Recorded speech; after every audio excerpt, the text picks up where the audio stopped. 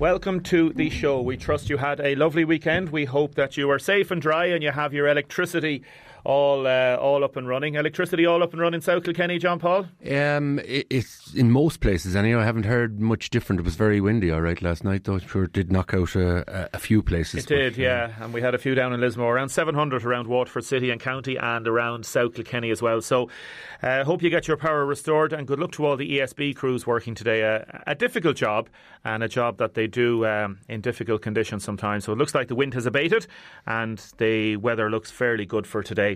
Now, coming up in the programme, John Paul Phelan, Minister of State, has just come into studio. We're going to be talking to Paula Calvert, consultant medical oncologist at the hospital, regarding the opening of the oncology wing. David Whittle and many other voices in Waterford and District Schoolboy and Junior League Soccer will be talking to us about the crisis in the FAI. We've got a really interesting chat with Fonzie Mealy, George Fonzie, up from Kilkenny. A lot of Kilkenny people on this morning. Talking about some rare books and a Waterford connection that's going to be auctioned off.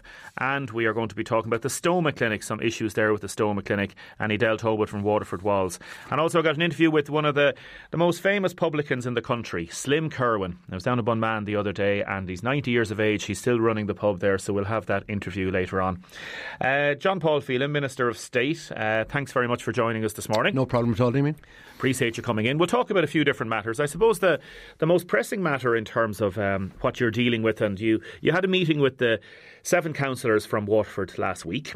Yeah. A few people texted, it was strange all of them going to Dublin. You living in South Kilkenny, would it not be handier to meet up? I suppose it just wasn't possible. It just wasn't, and also it wasn't a case of meeting me. It was like the real purpose. They wanted to meet the people who run the local government section. So I mean, they're all based mostly out of Dublin. Actually, one of them out of Wexford. But that was the purpose of the meeting. It was the budget, which is upcoming. Waterford City and County Council remains the only one of the 31 local authorities now that hasn't approved its budget for 2020. And just remind our listeners, we've covered this a number of times, but again, it's just very important to simplify it in terms of Irish Water there was a rates revaluation, we'll call it, and effectively what that meant, there's a budget shortfall of €3 million, 3.3 million euros in the Waterford City and Council budget for the coming 12 months. Across the country there was a shortfall in the region of about 19 million. In the Dublin local authorities, the 4 of them, the shortfall was just over 15 million. The issue, I suppose, in Waterford is the ability to find alternative sources of revenue. The Waterford budget has been tight for the last number of years. I think Waterford councils at the moment, their debt ratio is about 90%. The annual budget is about 130 million and the debt level is about 117 million. Some of that is historic debt, some of that is more recent. So following on from the revaluation, there was always going to be for 2020 a new system of valuing Irish Water, and what they call a global utility valuation, which is based on population. It's the same one that would be used for the mobile phone providers, we'll say, or the ESB, the same system of calculation. And that threw up, because Waterford had been revalued in 2014, I think, a shortfall in the budget. So I would have had several discussions with officials in the department about trying to help Waterford bridge the 3.3 million, and that's where the €2 million allocation from the Customs House. And we'll come to that in a second, if that's okay. Just to put the Irish Water aspect to bed, was there any way this could have been put off or done in any different way, or is there any criticism of Waterford Council that they didn't see this coming? Well, I don't think it could have been put off. This was something that was on the cards for a long time. We were going to move to a different system of valuation for Irish Water, the same as other national utility companies, we'll say. In terms of Waterford Council themselves, I suppose there was always still going to be a shortfall, and that's what brought the councillors, I suppose, to Dublin last week. Was there any extra mechanism? Was there any extra manoeuvrability? I mean, the reality is, or any way of anticipating it? Well, I would say many authorities probably did anticipate that it was going to come in advance of the budget discussions this year. I'm not sure, though, in this instance, what anticipation would have meant differently. So I wouldn't. It's not really a criticism of Waterford City and County Council at all. This was a shortfall that was always going to have to be plugged, and that's why we took the decision that Waterford had limited resources to try and plug it, so therefore we would spend, basically a third of the discretionary fund for this year is going to Waterford Council, and that's the 2 million. The 2 million. Yeah. Was there any way, like some people have been on the programme and said it's like 2 million is grand, but it's kind of, has it been picked out of the sky? Like it's still. Could you have made it 3 million? No, because and you've already admitted things are very tight in Waterford. It's one of the areas, the second most deprived area in terms of different social reckoning. In terms of councils, though, it's the second. Sligo has been in a financial plan with the department for the last 4 or 5 years, and this is actually, I suppose, what came out of the meeting to an extent, that we in the department had brought a number of national stakeholders to Sligo a few months ago, the National Treasury Management Agency, the European Investment Bank, officials from different government departments, with the view to helping Sligo in that instance manage their way out of the issues that they find themselves in. And at the meeting the other day, we decided that I had always had Waterford on my list next, but we're going to come in January to try and ensure that, the financial management system is in place, that Waterford can manage its way out of this and can manage its debt out of it. There might be lots of local authorities, and Waterford has this to an extent. The debt relates to land that was purchased particularly at the height of the boom. Can we realise that value? In other words, can we build on some of those land plots that would solve two problems, if you like, the debt situation for Waterford, but also the housing issue, which is affecting all of the country. So 2 points on that particular matter. Is there an implied criticism of Waterford Council that you have to bring others in January to help Waterford get out of the problem?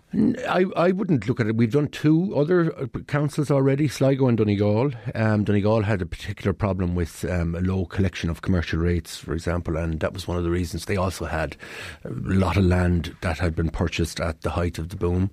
It's neither an implied nor an actual criticism of Waterford. There was some historic debt in Waterford when the councils were merged, so it's not all the responsibility of the council that's there at present. So, to try and use the different arms of the state to manage that is the right is the right thing to do, I think, for the people in Waterford as well as the council itself. Yeah, and that historic debt was part of your previous Mr. Hogan's, so maybe the government should take some responsibility for that. And that's why all the stakeholders will be in the room. Who's going to be down? Well, as we say, the Treasury Management Agency have more or less taken over the functions of what we used to call NAMA. The Land Development Agency is this new group which is going to really start functioning from the turn of the year in terms of sites that are owned by different government agencies and departments, getting them developed for housing. I'm not familiar with the minutiae of each site in Waterford right across the city and county, but there's certainly scope for building on some of those sites. Who's also going to be there is the European Investment Bank. They're the people who they lend to many local authorities. I know in Kilkenny, for example, the brewery site, part of the cost of that, it's a joint venture between the council and a number of other agencies, and that's lending at a very low interest rate, which could have a positive effect for Waterford as well. So there will be other representatives of the Department of Finance and the Department of Housing. So you're looking at potential restructuring of debt? Well, no, it's just to devise a plan to manage the council's way out of it and to manage the assets that the council has and the liabilities, of course, as well. Yeah. And part of the reason is, and that's one of the next questions, is that it's not just 1.3 million this year of a shortfall. Over the course of the next 5 years, we're looking at up to possibly 15, 16 million. So, unless something is sorted on this, there are major issues. Yeah, and I can't remember which of the councillors brought it up, but it was brought up very early that, this isn't just this year. But Sinn Féin have been strong on this. Well, they all have. I suppose that's partly why we want to have some sort of an agreed measure between the department and different agencies as to how we can bridge that gap for the next few years as well. I mean, I'm not in a position to volunteer a third of next year's discretionary fund. There may be somebody else in my position. If I'm in it, I mean, I certainly, and I committed to the councillors that we would be helping Waterford bridge the gap again next year, because Waterford doesn't have the same. If you look at the Dublin councils in particular, they have huge commercial rate bases, and Waterford doesn't have that, and that's why. I mean, I was getting a lot of grief, and probably still will now, from councillors in other local authorities where they took a hit on the Irish water valuation. But we took a strategic decision in the case of Waterford that they just didn't have many of the other options that other local authorities have to try and budget their way out of the shortfall which is there this year. Wicklow and Waterford were the only two that got compensation. Wicklow's shortfall this year was about $1 million, and there was an allocation of 300,000 towards that. Waterford's is, as you said at the start, 3.3 million, and the allocation is 2 million for that. Was it a PR exercise to have the councillors up last week? No. Literally you told them, sorry lads, I've nothing more to give you. Yeah, well, I mean, I do think it's important that ministers and departments communicate these messages anyway to councillors, but what I wanted to get out of last week was that we would get Waterford next on the list for this visit. If I recall the ones in Donegal and Sligo, there's a meeting in the council chamber, and then there's quite literally a tour of prospective sites and other development opportunities across the local authority that may be funding from the European Investment Bank if it's a loan at low interest rate, or support from the department themselves, and some of the schemes that the department runs would actually also, by the way, the Department of Community and Rural Affairs will be represented too, because they fund quite a bit of what local authorities do now at present also. Councillor McGuinness, who is with Sinn Féin, was on this programme last Thursday or Friday, and he was saying they're part of the pact, obviously, that has control of the council at present. He was saying they're going to go back looking for a meeting with Paschal Donoghue, another meeting. Is the time for talking in terms of looking for more money from government at present, is that over? It is over. I can understand why a local councillor in advance of a difficult budget meeting might seek a meeting such as that, but there is the discretionary fund in local government. It's a bit of an anomaly, the department anyway, in that sense. Local government, there's 31 of them, and they're all different, and we want them all to be different, so there is no universal way of treating any of them, but there is no additional funding this year. The discretionary fund, over a third of it has been allocated to Waterford, and that's the way it's going to remain. Now it's a question of trying to find within, this is a budget of 130 million euros, so 1.3 million is essentially a percent of 1% of that. How can the councillors find that over the course of the next 4 or 5 days? That's where the solution lies. What would you recommend? Well, always I find, and you would have covered council budget meetings over the years as well, there's sometimes often a sense of unreality about the final push to get the final amount of money. Councillors, I suppose, have to dig down into the figures a bit and not always, fall for some of the easy options and the low-hanging fruit, to use that awful phrase that sometimes can be put out there as solutions. I mean, often I find the work that councils do that's most important in communities isn't big grant allocations. It's small supports for local festivals or local events that are happening, and often that's one of the first things that's on the list for a cut.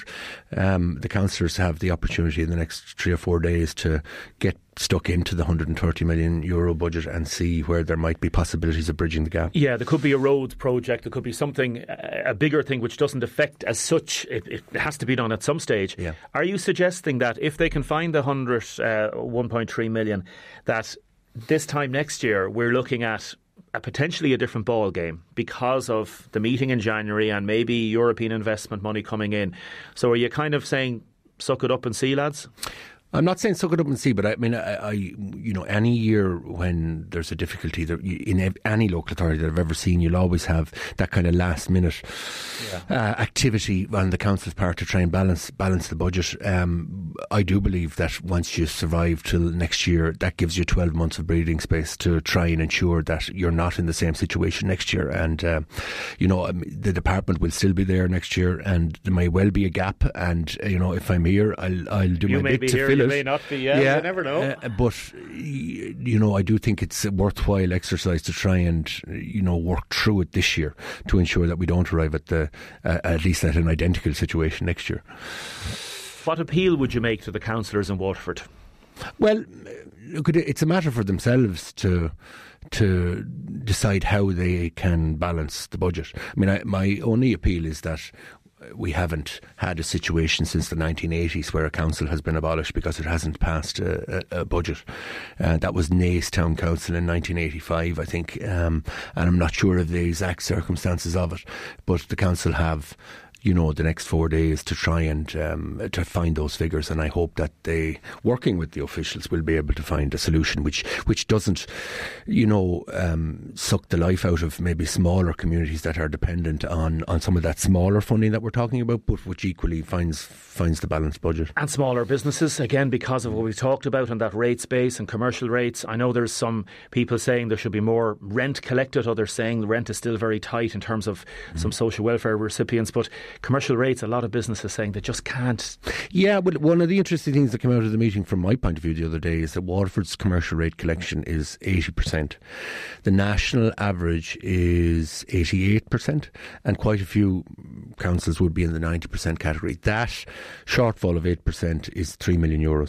So that would, if Waterford only found itself to the national average, it would bridge this gap and some more besides. That I understand is a combination of people saying they can't pay it, yeah. And some may be saying they won't pay, but they're putting it off, So yeah, and councils are right to use their discretion, because sometimes small figures like that, particularly in businesses with certain types of cash flow. Some businesses that are busy at this time of the year in the run up to Christmas, but might be dead calm in January, February, and councils do use that discretion. I'm not saying that they have to, find the full 3 million, the 8%, but a 2% increase in that would actually bridge the gap. And there are, I know, other local authorities around the country are working with Waterford at the moment to try and see can that 80% figure be driven up. I know we don't have very much time. Appreciate you coming in. A lot of our listeners, South Kilkenny, listen to both KCLR and to WLR. I live in the Kilkenny side of Ferrybank. Our local property tax for 2020 has been increased by 15%. Any chance of a bailout here? Yeah, I must confess, when it came to Kilkenny County Council, I had a bit of a row with councillors myself, because it comes back to what I was talking about there a second ago about trying to find money versus trying to find the easy solution. And I mean, I think that it's always nearly the easy solution to try and slap on extra charges or extra taxes, whereby, whether that's rates or local property tax. In Kilkenny this year, they increased it for the first time ever, and it was increased by the full 15%. It shouldn't have happened, as far as I'm concerned, because I do believe there's an onus on councillors to try and find money within the resources that they have. In Kilkenny's case, the budget is about 83 or 4 million euros, and I do think that there was scope within that to try and not avoid the local property tax increase. There was no way a number of Sinn Féin councillors have been on to us again. They're on texting now, 083 33 975. There was no way of changing the Irish water thing. Is like they're saying basically this was a Fine Gael fiasco, a set up while Waterford people expected to foot the bill again. No way of changing it. Which are, I mean, the worst hit places are all in Dublin. whereas between the four councils there's over 15 million euros of a shortfall.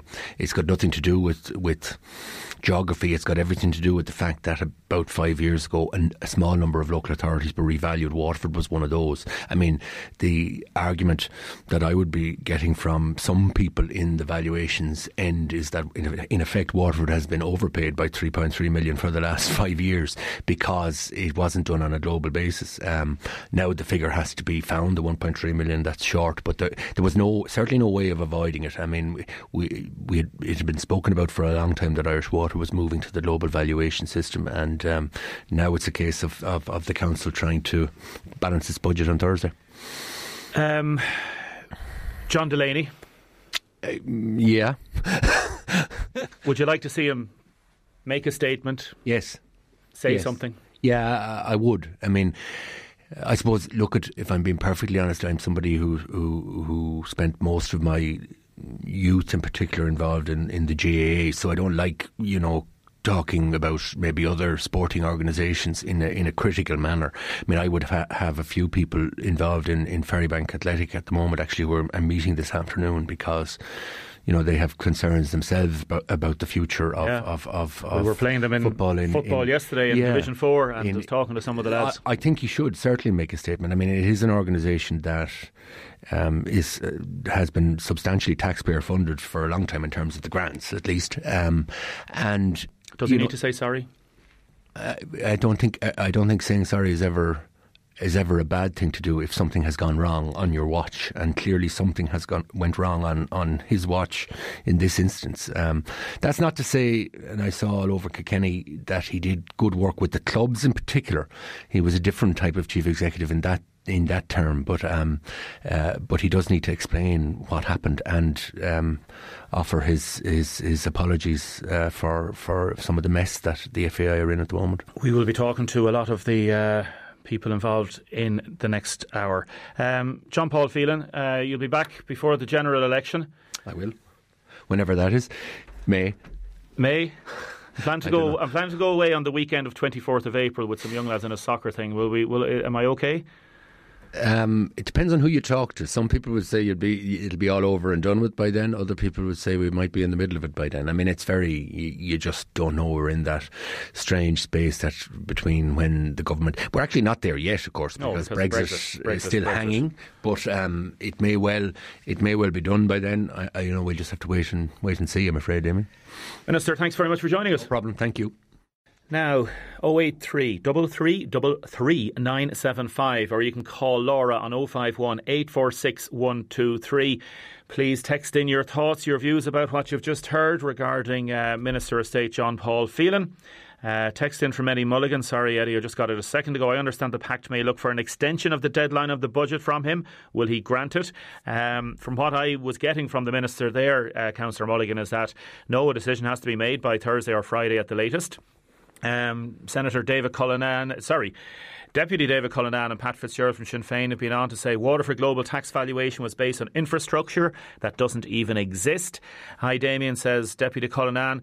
There is only one way to avoid sucking the life out of services in Waterford and is to not reverse this cut, not have this cut. Loss of 14.5 million to Waterford over 5 years. Why should Waterford take a hit again? Vague promises from a government in the last months. It's worthless. Lack of funding at Waterford Council is a government cut, says Fred. And Fred also said the property tax is not a tax on property, it's a tax on the family home. Other people saying that just listening to percentage after percentage, the real story about Waterford being under the national average is that the city and parts of the county are on its knees economically. So it's old codswallop that Waterford is special case. As with everything but jobs in the cat lab, we are left out again, says Jim. Keep your texts and your comments coming in. We're going to have the Mulligan's 12-day of Christmas competition in a few minutes. Firstly, I am going to talk to Paula Calvert. Paula is an oncologist over in the hospital, and this is a major development happening at 2 o'clock this afternoon. The oncology inpatients are going to move into the new Dunmore wing. Paula, good morning. Good morning, Damien. Thank you very much for joining us. Paula, what is your position within the hospital, please? So I'm a consultant medical oncologist, so I work in the cancer department. I'm one of the doctors involved in looking after people with cancer in the southeast. A lot of people would have come across you, a lot of families over the years. A very, very tough job. I presume a job that combines a high degree of medical expertise and a real compassion and empathy with people. Well, I think it's inevitably a very difficult time in people's lives, coming to terms with serious illness and trying to adjust to changes in their life and changes in their prognosis. But we have a super team in the southeast. Our nursing staff hugely experienced, and I think people excellent quality care. Today is a really special day for all of us in the department and all the patients, because not only will the care be great, but the environment will be much better from today onwards. Yes. So explain to us, Paula, what is happening this afternoon, please. What's happening this morning, and then there will be an official opening this afternoon. For many years, we've had an oncology service in the southeast, which is based in Medical 4, which is a general medical ward. But this morning, the patients from Medical 4, that's the oncology and haematology and palliative care patients, will be moving across to the new building, the Dunmore Wing. And this is a purpose-built facility. We're just moving to the ward on the 5th floor, but it's a much more fit-for-purpose environment for our oncology and haematology patients. It'll be 24, when it's fully open, it'll be 24 single rooms up on the 5th floor, the beautiful view over the whole of Waterford and the river. It's a bright and fresh and clean space, and it'll be a much nicer environment for patients who are sick with cancer. So a tremendous step forward for the patients in our area. Yes. Is this to be confused with the hospice area, or is this combined with it? Yeah, so just to clarify that, so the Dunmore Wing is a large, substantial development. So it's a 5-storey building. The ground floor and first floor are the palliative care services wing, if you like. So that's the ground floor is inpatient hospice, 20 inpatient hospice beds, and on top of that is a palliative care day ward. And that was built and funded partly from the state, but with an input of €6 million with incredible fundraising by the hospice group. So that facility will open in the second quarter of next year. That's a substantial staffing expansion. There'll be 60 new staff members appointed for that to open, and that'll open in second quarter of next year. So what's opening today is part of the rest of the building. So on top of that development, there are 3 additional floors, and the oncology haematology ward will move into the penthouse, if you like. So that'll be the 5th floor, and that's what's opening today. And in terms of patient care, as you say, quality of service, it's just so much better than what was gone before. Again, not that there was anything wrong with what went before, but this is something else, is it? This is immense. This is absolutely paradigm changing altogether. So if you can imagine, with the best will in the world, we've been trying to provide expert care in an environment where you have 6 patients in one ward. And in amongst those 6 patients, they could be patients receiving the start of their active treatment for curative cancer, sitting in the bed beside somebody who's in the final days of their life. And that's totally unfair on everybody. So in the new department, every patient in our care will have a single room. There'll be space for them, patients for their family to visit. And also from an infection control point of view, when our patients are vulnerable and in hospital, this provides a single room, a single patient per room experience. So this is an absolutely amazing day for the service and for the patients. We're thrilled with it. And has it, or does it mean any extra cost for the HSE? Is it just literally moving people over? Obviously the building is done now, so any extra staffing issues or anything like that? No? Yeah, so certainly in order to nurse patients who are in single rooms, as you can imagine, it's a much bigger physical space. And also if people are in individual rooms, it's harder to see them. So you need an additional staff. So we've had 4 extra nurses appointed to the service so far. And so initially we're going to move into 19 beds. We've had 19 beds in Medical 4. We're moving into 19 of the new 24 beds just to get the service set up. And then before the end of the year, the other 5 beds will be opening. So we've had an additional 4 extra staff. And as I say, once the palliative care and hospice unit opens up, there will be additional staff appointed as part of an investment there as well. So it's a very exciting time, lots of expansion. Paula Calvert, thanks very much for joining us. Good luck today, and congratulations to all you and your staff and everybody involved in the project. And we'll see you this afternoon. Brilliant. Thanks very much, Damien. Much appreciated.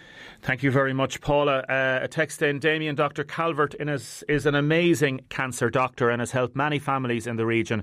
Great to see the Dunmore wing opening up today. And I'm due to go over at 2 o'clock this afternoon to record some voices and I suppose to chat to some people there about this development.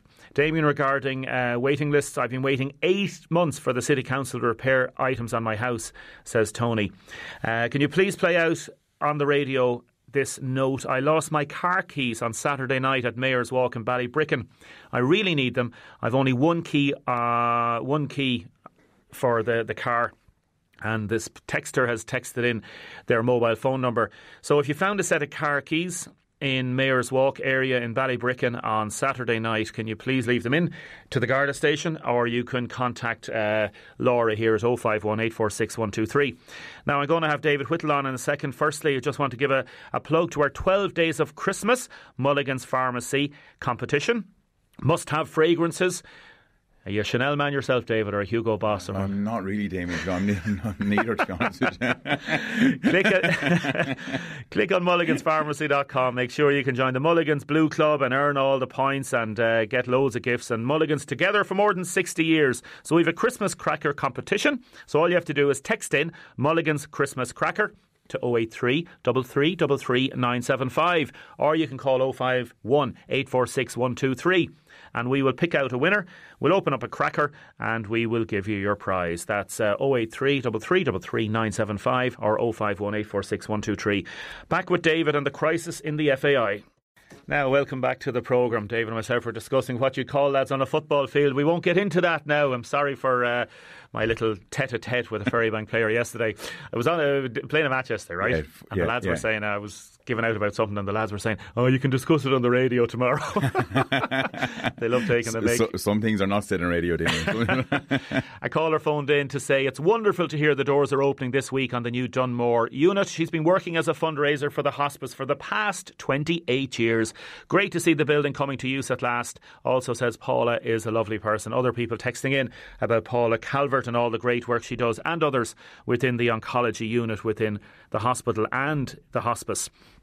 Now, David Whittle has joined me. David, good morning. Thanks very much for coming into us. Morning, Damien. More than welcome. You're here in a personal capacity, and I'll talk to you about yourself in a second. Firstly, in a little while we'll be talking to some Waterford people. I recorded a little interview with Willie Moore this morning. Willie is involved for many, many years with St Saviour's and lifelong football man, and he's not very well this morning, just a bit of a cold and a flu. So just a little bit with Willie, and this is Willie talking about the grassroots and the reaction to the FAI crisis.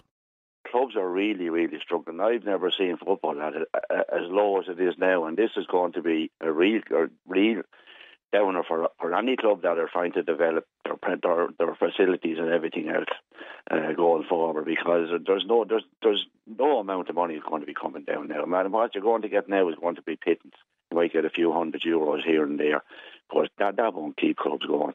I know the grassroots football end of it, they won't give in. They'll keep going, and they'll just keep trying to keep the clubs above water, as you say. Does it make you angry, Willie?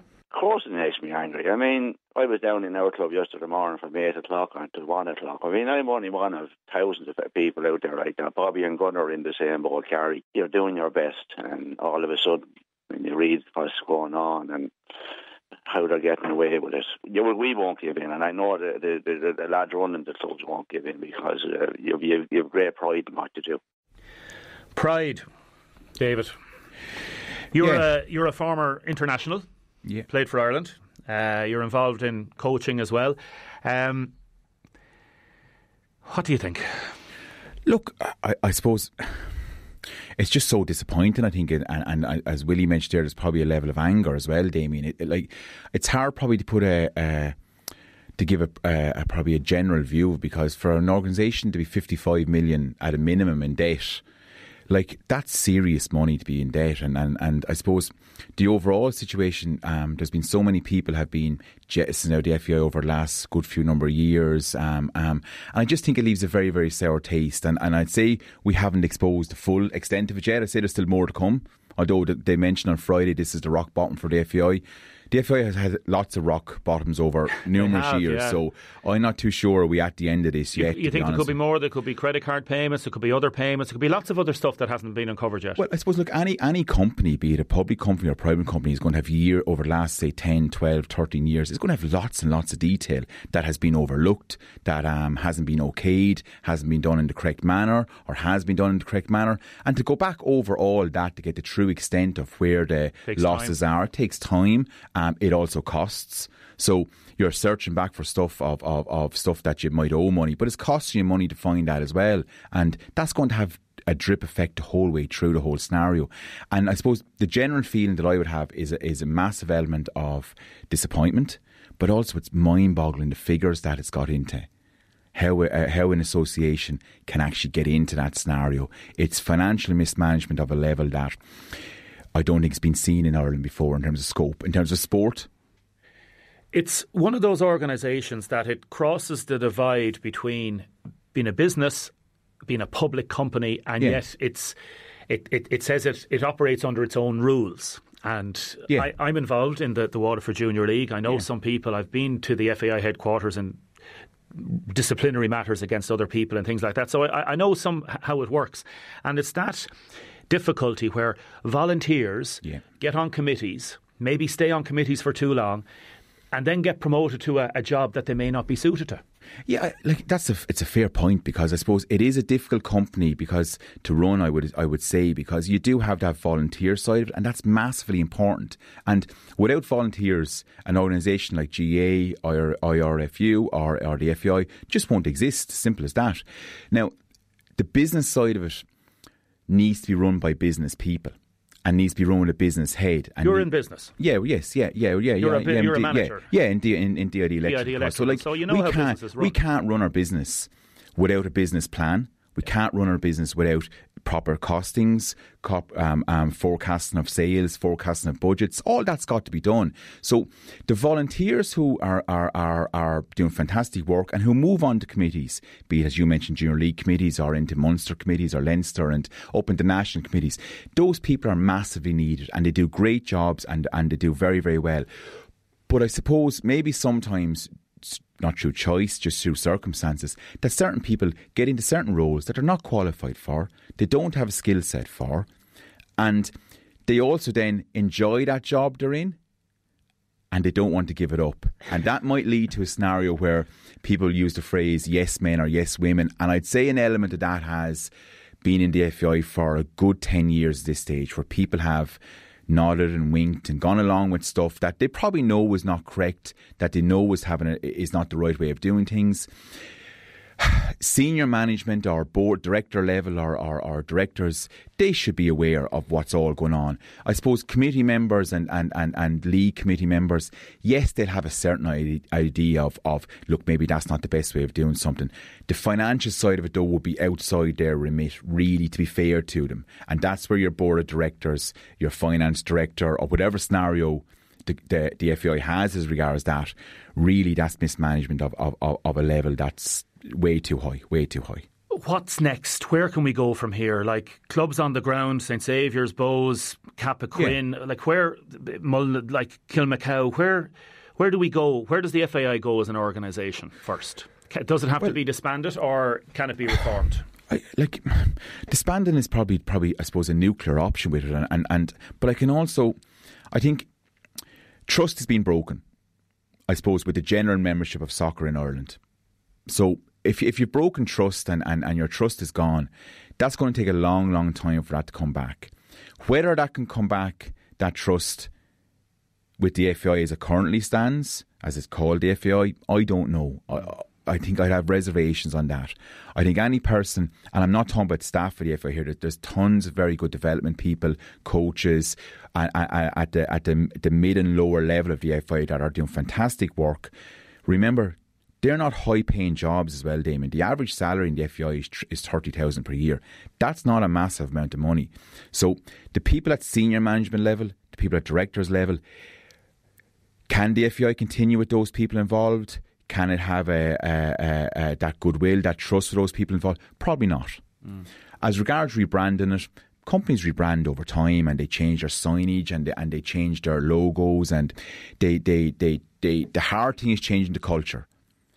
If a culture is in a company, if a culture is in a team, if a culture is in an organisation, that's very difficult to change. And you can have a different logo, you can have a different crest, you can have the FEI in orange if you want, but the culture needs to change, and that probably needs years and years for that to work. Where it lands for the clubs and the volunteers that we mentioned, because there's going to be no money, and be under no misunderstanding of that, there's going to be no money there. There can't be. Because I know it was mentioned on Friday that they're very close to refinancing with the banks. Now, look, to be very straight about that, you can be as close as you want to refinancing with a bank. You're not refinanced until you're refinanced. Should John Delaney say sorry? Well, I suppose it's probably past saying sorry at this stage, but I don't think from a perception point of view, that certainly wouldn't go amiss.